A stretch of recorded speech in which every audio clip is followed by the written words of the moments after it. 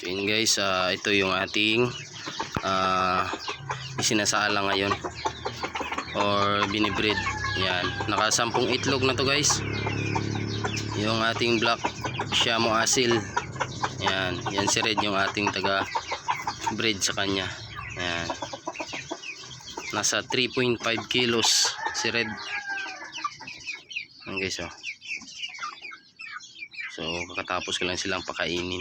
Ayan yung ating mga stag and pullet, 2 months old. Ayan guys, oh. So yan, yan silang dalawa. Yan yung ating pinapaaris ngayon. Naka 10 itlog na to guys. So hindi pa siya naglilimlim. So baka madagdagan pa yung itlog nito. Yan.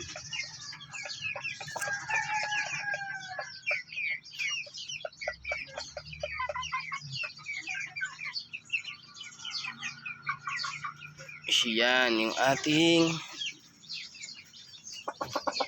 pair ngayon. Sila guys. Yan.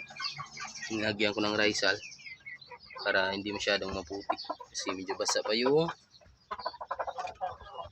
lupa dito guys, oh. Hindi naman gaanong basa talaga. Yan yung itlog niya, 3 dito, and then meron tayong 7 na nahiwalay kasi para iwas basag. Yan sila. So yan si Red natin, ang laki ng katawan. Ano,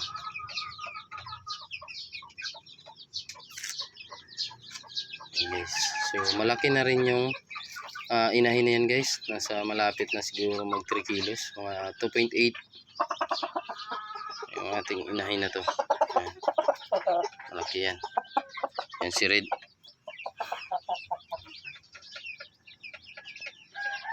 Matangkad din yan guys.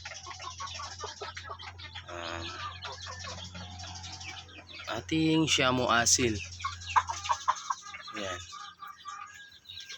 So nagtanim pala ako dito ng sayuti guys, oh, sa sako. So pag tumubo yan, pagagapangin natin dito, yan siya yung papalit dito sa kalabasa. Yan guys, oh. Yan yung kalabasa, oh. Malaki na. Pwede na yan ma-harvest sa susunod na araw. Yan.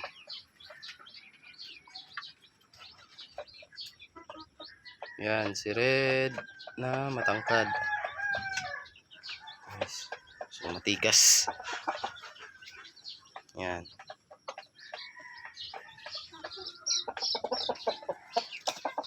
So pinupuntahan niyo yung ating mga 2 months old na sisyo.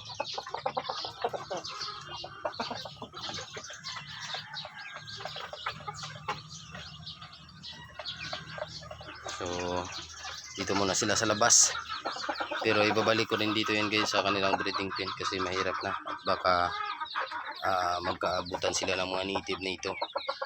Yan. May dalawa kasi tayong inahin na native dito guys na may sisyo, so baka magtukaan sila dito at wala tayo dito, so baka matigas siya lang. So ibabalik lang natin dito yan sa breeding pen sila.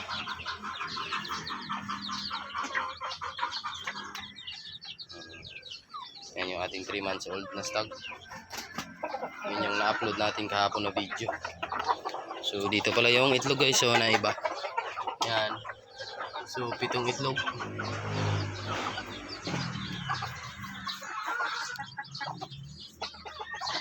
Yan. So yun lang guys for today's vlog at maraming salamat sa inyo. So God bless to everyone at happy farming.